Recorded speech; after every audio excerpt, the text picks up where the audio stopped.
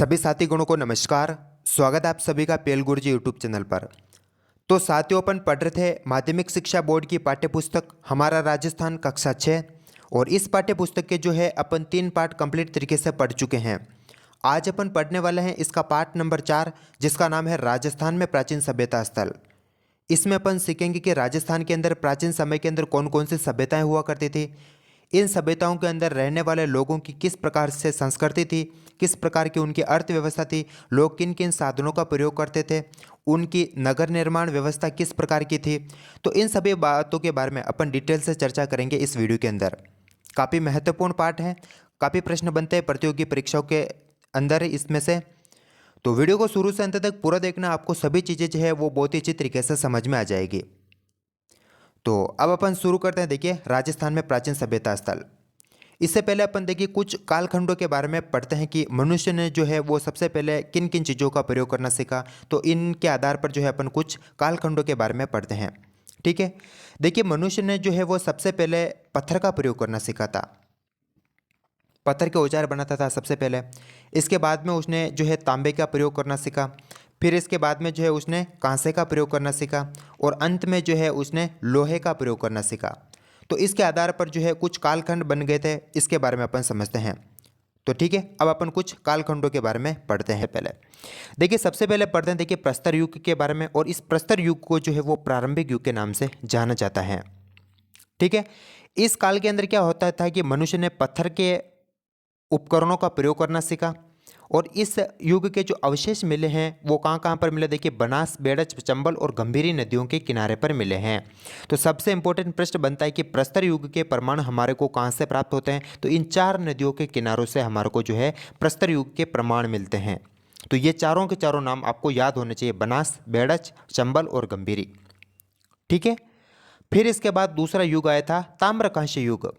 इस काल के अंदर मनुष्य ने सबसे पहले तांबे का प्रयोग किया और फिर बाद में कांसे का प्रयोग करके अपनी जो है आजीविका को चलाना शुरू किया, अपनी अर्थव्यवस्था को चलाना शुरू किया। और देखिए, ताम्रयुगीन सभ्यताओं के अवशेष जो है वो कालीबंगा, गणेश्वर और आयड़ सभ्यताओं से प्राप्त हुए। यानी तांबे के उपकरण कहाँ कहाँ से प्राप्त हुए, तो एक तो कालीबंगा से, एक गणेश्वर से और एक आयड़ सभ्यता से मिले थे। और देखिए, धातुओं में सबसे पहले जो प्रयोग करना सीखा वो मनुष्य ने तांबे का प्रयोग करना सीखा। सबसे इंपॉर्टेंट प्रश्न है कि मनुष्य ने धातुओं के अंदर सबसे पहले किस धातु का प्रयोग किया था, तो वो किया था तांबे का। क्लियर बात। तो ताम्रकांस्य युग के अंदर आपको बातें याद रखनी कि ताम्र युगीन सभ्यता के अवशेष जो मिले थे वो कालीबंगा, गणेश्वर और आयड़ सभ्यता से मिले थे। और धातुओं में मनुष्य ने सबसे पहले तांबे का प्रयोग करना सीखा था। फिर इसके बाद आया है लोह युग, और इस काल के अंदर मनुष्य ने लोहे के उपकरण बनाने लग गया था, लोहे का प्रयोग करना सीख गया था। और इसके प्रमाण जो मिलते हैं वो देखिए बेराट, सांबर, बागोर और रेड, ये जो सभ्यताएं हैं 4, यहाँ से जो है वो लोह युगीन सभ्यता के बारे में जानकारी मिलती है। इस युग के अंदर मनुष्य जो है वो लोहे के उपकरणों का प्रयोग करता था। ठीक है, तो इस प्रकार इन तीनों कालखंडों के बारे में आप समझ चुके होंगे। अब अपन पहली सभ्यता पढ़ते हैं। देखिए, कालीबंगा सभ्यता। देखिए, कालीबंगा सभ्यता, इसका शाब्दिक अर्थ होता है, काली का मतलब होता है काली, बंगा का मतलब होता है चूड़िया, यानी काली चूड़िया, इसका शाब्दिक अर्थ होता है। और ये सभ्यता जो वो हनुमानगढ़ के अंदर स्थित है, और ये त्रिशद्वती और सरस्वती, जिसको वर्तमान के अंदर गंगर नदी के नाम से जाना जाता है, इन नदियों के किनारे पर स्थित है। तो सबसे इंपॉर्टेंट प्रश्न बनता है कि कालीबंगा किन नदियों के किनारे स्थित है, तो त्रिशद्वती या सरस्वती नदियों के किनारे पर स्थित है। और इस सभ्यता की जो खोज की थी वो अमलानंद घोष ने की थी। और इसका जो फिर बाद में इसका जो उत्खनन किया था वो बीबीलाल और बी के थापर ने किया था। तो ये बातें आपको कालीबंगा सभ्यता के बारे में याद रखनी है। अब देखिए, कुछ और इंपॉर्टेंट बातें इसके बारे में आपको याद रखनी है। देखिए, जब कालीबंगा की खुदाई की गई, यानी इसका उत्खनन किया गया था, तो उस समय सिंधु सरस्वती सभ्यता काल का एक नगर मिला था यहाँ पर। और इस नगर की अंदर आपको कुछ इंपॉर्टेंट बातें याद रखने की। इस नगर के अंदर जो मकान थे उनके अंदर ईंटों का प्रयोग था। इन मकानों के अंदर 4-5 बड़े कमरे थे, और इसके अंदर जो गंदे पानी की निकासी के लिए जो नालियां बनी हुई थी वो लकड़ी और ईंटों की बनी हुई थी। और एक चबूतरे पर अग्निकुंड, जिसको अग्नि वेदिकाएं के नाम से भी जानता है, वो भी प्राप्त हुई थी। ऐसा माना जाता है कि लोग जो है इनका प्रयोग है वो धार्मिक अनुष्ठान में करते थे, यज्ञ वगैरह करने में। ठीक है, तो इस प्रकार जो सिंधु कालीबंगा सभ्यता है, इसकी खुदाई से सिंधु सरस्वती सभ्यता काल का एक नगर मिला। और इस नगर के अंदर जो मकान बने थे वो उनके अंदर ईंटों का प्रयोग था। 4-5 बड़े कमरे थे मकान के अंदर, और लकड़ी और ईंटों की नालियाँ बनी हुई थी, और चबूतरे पर अग्निकुंड या अग्नि वेदिकाएँ प्राप्त हुई थी। और ऐसा माना जाता है कि इनका प्रयोग जो है वो धार्मिक अनुष्ठान में किया जाता था। ठीक है, अब देखिए जब इसके दूसरे टीले का भी उत्खनन किया गया था, ठीक है, कालीबंगा के अंदर जो दूसरे टीले का उत्खनन किया गया था, तो उस दूसरे टीले के अंदर जो है दुर्ग के अवशेष मिले। और देखिए नगर परकोटे के बाहर जोती हुई कृषि भूमि भी मिली। यानी इस प्रकार का मान लीजिए कि कोई भी नगर था, और नगर जो उस समय परकोटे के अंदर बंद था, यानी इसके अंदर जो बहुत सारी बस्तियां हुआ करती थी, और ये बस्तियां जो है वो चारों ओर से एक परकोटे से जो है वो पैक हुआ करती थी। और इस परकोटे के बाहर जो है इस प्रकार जूते हुए खेत के यहाँ पर प्रमाण मिले हैं, यहाँ से इस प्रकार से। ठीक है, तो नगर परकोटे के बाहर जूते हुए प्रमाण किस सभ्यता के अंदर मिले, तो वो कालीबंगा सभ्यता के अंदर मिले थे। और देखिए फिर क्या हुआ था यहाँ पर, और क्या मिले, देखिए गाय मुख वाले प्याले, यानी गाय के मुख जैसे प्याले भी मिले यहाँ पर। तांबे का बेल बना, यानी तांबे का बना हुआ बेल मिला है। कांस्य दर्पण बना, यानी कांसे से बना हुआ दर्पण मिला है यहाँ से। हाथी दांत से बना हुआ कंगा, कांच की मणियाँ, मिट्टी के बर्तन और खिलौने, इतनी चीज़ें जो है वो यहाँ से मिली है जब इसका उत्खनन किया गया था दूसरे टीले का। ठीक है, तो ये बातें आपको याद रखनी है इस कालीबंगा के सभ्यता के बारे में। अब देखिए जब इस सभ्यता का लास्ट में ये लिखा गया कि इस सभ्यता का विनाश कैसे हुआ, ये सभ्यता नष्ट कैसे हुई, इसके बारे में लिखा है। देखिए मरुस्थल विस्तार और नदियों का पानी सूखने से यह सभ्यता जो है वो नष्ट हो गई थी। तो ये कालीबंगा सभ्यता के नष्ट होने का क्या कारण था कि नदियों का पानी सूख गया था, मरुस्थल लगातार बढ़ रहा था, और इसके कारण जो है वो कालीबंगा सभ्यता जो है वो नष्ट हो गई थी। बस इतनी सी बातें जो है वो कक्षा 6 की पाठ्यपुस्तक के अंदर कालीबंगा सभ्यता के बारे में दे रखी हैं, और इसकी हर एक लाइन, हर एक पॉइंट इसका इंपॉर्टेंट, सभी बातें आपको याद होनी चाहिए। हर लाइन से इसका प्रश्न बन सकता है। ठीक है, अब अपन दूसरी सभ्यता पढ़ते हैं, आयड़ सभ्यता। देखिए इस आयड़ सभ्यता को जो है आगाटपुर, धूलकोट या ताम्रवती नगरी के नाम से भी इसको जाना जाता है। और ये आयड़ सभ्यता उदयपुर के पूर्व भाग में स्थित है। और ये आयड़ नदी, जिसको बेड़च नदी के नाम से भी जानते हैं, इस नदी के किनारे पर स्थित है। और यह सभ्यता जो है ये 2 टीले नुमा है, यानी यहाँ पर इस प्रकार के 2 टीले हैं, और इन टीलों को जो है यहाँ की स्थानीय भाषा में धूलकोट के नाम से जाना जाता है। इससे कारण आयड़ सभ्यता को जो है धूलकोट के नाम से भी जानते हैं। ठीक है, तो ये उदयपुर में स्थित है, और ये आयड़ नदी के किनारे पर स्थित है, और ये 2 टीलेनुमा है। ये बात आपको याद रखनी है। इसके बाद देखिए इस सभ्यता की जो खोज की थी, इस सभ्यता की खोज की थी वो अक्षय कीर्ति व्यास ने की थी। और फिर इसके बाद यहाँ पर उत्खनन करने का कार्य किया था रतन चंद्र अग्रवाल, वीरेंद्रनाथ मिश्र और हंसमुख धीरज सांकलिया, इन्होंने है जो यहाँ पर उत्खनन करने का कार्य किया था। तो ये नाम आपको याद रखने हैं कि खोज किसने की थी और यहाँ पर उत्खनन किन किन्होंने ने किया था। ठीक है, अब देखिए जो आयड़वासी थे ये बर्तन बनाने की कला में दक्ष हुआ करते थे, बहुत ही अच्छे बर्तन बनाते थे। यहाँ से प्राप्त लाल भूरे रंग के मृदभांड पर बहुत ही उत्कृष्ट अलंकरण था। ठीक है, तो आयड़ सभ्यता से कौन से रंग के मृदभांड प्राप्त हुए थे, तो ये लाल भूरे रंग के मृदभांड। मृदभांड का मतलब होता है कि मिट्टी के बर्तन।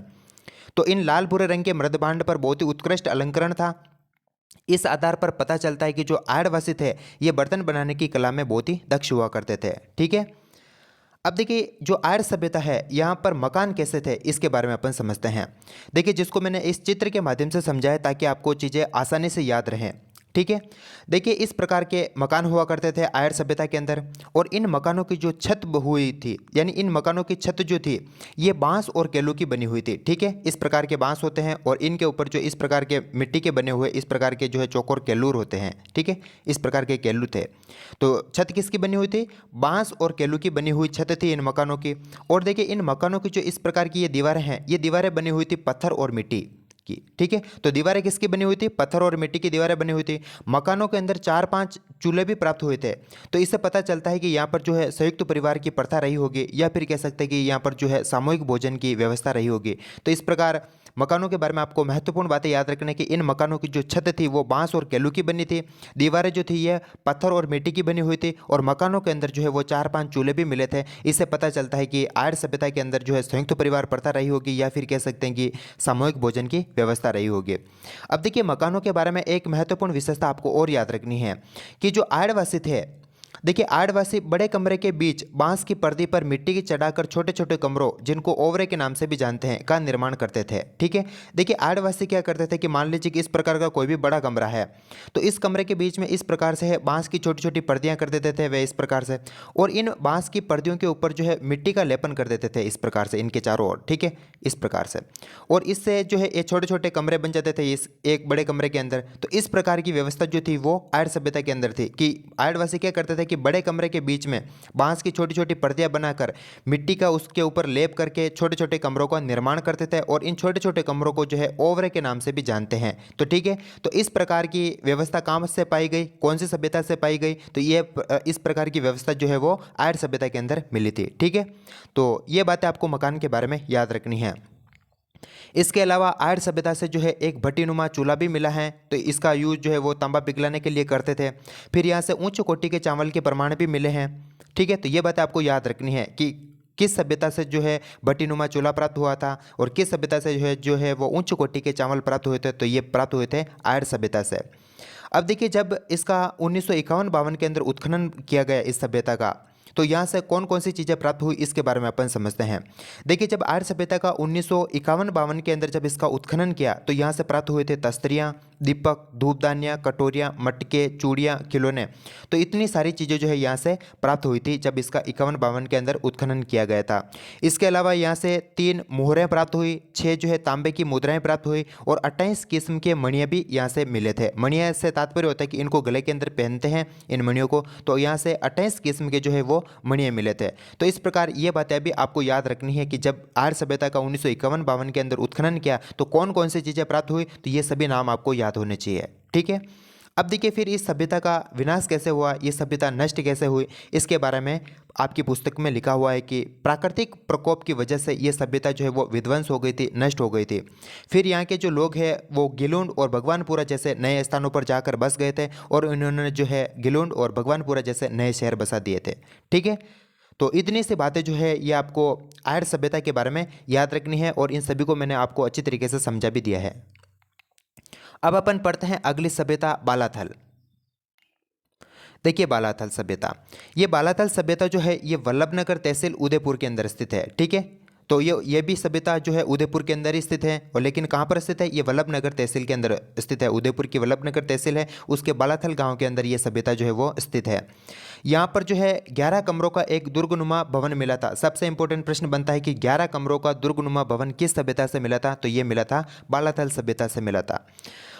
ये बालाथल सभ्यता जो है ताम्रकालीन आर्य संस्कृति से ही संबंधित थी। अब ऐसा कैसे पता चलता है अपन को, क्योंकि जो बालाथल सभ्यता थी जब इसका उत्खनन किया गया था तो यहाँ से मिले थे तांबे के चाकू, तांबे की कुल्हाड़ी, तांबे की छेनी, तांबे का बाण, तांबे का कानफूल, तांबे का जो है गले का हार मिला था। तो इसके आधार पर अपन को पता चलता है कि जो बालाथल सभ्यता थी वो भी ताम्र पाषाणकालीन आर्य सभ्यता से ही संबंधित थी। ठीक है, तो ये बातें आपको जो है बालाथल सभ्यता के बारे में याद रखनी है। इसके अलावा देखिए इस बालाथल सभ्यता की जो अर्थव्यवस्था थी वो मिश्रित प्रकार की अर्थव्यवस्था थी, यानी यहाँ के जो लोग थे वो कृषि भी करते थे, पशुपालन भी करते थे और शिकार भी करते थे, यानी यहाँ की जो अर्थव्यवस्था थी वो मिश्रित प्रकार की थी। लोहकाल के भी बालाथल सभ्यता से अवशेष मिले हैं। यहाँ पर एक लोहे गलाने की भट्टी मिली है। ठीक है, तो लोहकाल के भी यहाँ से अवशेष मिलते हैं। बेराट के अलावा बालाथल से बुना हुआ वस्त्र प्राप्त हुआ। बुना हुआ वस्त्र से तात्पर्य होता है कि हाथ से बनाया गया जो वस्त्र होता है उसको कहते हैं बुना हुआ वस्त्र। तो एक तो बेराट से मिला था और फिर एक बालाथल से मिला था। तो ये दो सभ्यता ऐसी है जहाँ से बुना हुआ वस्त्र प्राप्त हुआ था। तो ये बातें आपको जो है इस बालाथल सभ्यता के बारे में याद रखनी है कि बालाथल सभ्यता वल्लभनगर तहसील उदयपुर के अंदर स्थित है। 11 कमरों का दुर्गनुमा भवन प्राप्त होता है यहाँ से, और ये आर्य संस्कृति से ही संबंधित थी क्योंकि यहाँ से भी बहुत सारे जो है वो तांबे के बने हुए उपकरण और चीज़ें मिली थी। ठीक है, मिश्रित अर्थव्यवस्था हुआ करती थी। लोहकाल के भी यहाँ से अवशेष मिले हैं और यहाँ पर एक बुना हुआ वस्त्र भी मिला था। ठीक है, अब अपन पढ़ते हैं अगली सभ्यता गणेश्वर सभ्यता। देखिए गणेश्वर सभ्यता, ये सभ्यता जो है ये नीमका थाना सीकर के अंदर स्थित है और ये कांतली नदी के किनारे पर स्थित है। ठीक है, तो ये बातें आपको याद रखनी कि गणेश्वर सभ्यता कहाँ पर स्थित है, तो ये नीमका थाना सीकर के अंदर कांतली नदी के किनारे पर स्थित है। इस सभ्यता को जो है ताम्र संचयी संस्कृति या ताम्रयुगीन सभ्यताओं की जननी के नाम से भी इसको जाना जाता है। सबसे इंपॉर्टेंट प्रश्न बनता है और काफ़ी परीक्षाओं के अंदर पूछा गया है। ठीक है, अब देखिए ऐसा क्यों कहते हैं इसको, क्योंकि यहाँ से तांबे के सर्वाधिक उपकरण मिले हैं। देखिए गणेश्वर सभ्यता जो है यहाँ से तांबे के सर्वाधिक उपकरण मिलते हैं, जैसे तांबे का बाण, तांबे की छेनी, मछली पकड़ने का कांटा, उस्तरे, अंगूठियाँ, ये सारी की जो चीज़ें थी, ये सारी की सारी जो चीज़ें थी वो तांबे की बनी हुई थी और यहाँ पर सबसे ज़्यादा जो है तांबे के उपकरण मिले थे। इसी कारण गणेश्वर सभ्यता को जो है ताम्र संचयी संस्कृति या फिर कह सकते हैं कि ताम्रयुगीन सभ्यताओं की जननी के नाम से इसको जाना जाता है। तो ये बातें आपको याद रखनी है, यहाँ से प्रश्न बन सकता है, ठीक है। इसके अलावा देखिए इस गणेश्वर सभ्यता से जो है दोहरी पेचदार सिरों वाली पिन मिली थी और ऐसा माना जाता है कि इसका जो निर्यात है वो पश्चिमी और मध्य एशिया से किया जाता था, क्योंकि इस प्रकार की पिनें जो है वो पश्चिमी और मध्य एशिया के अंदर बनती थी। तो यहाँ से जो है दोहरी पेचदार सिरों वाली पिन मिली थी, ये भी तांबे की बनी हुई थी।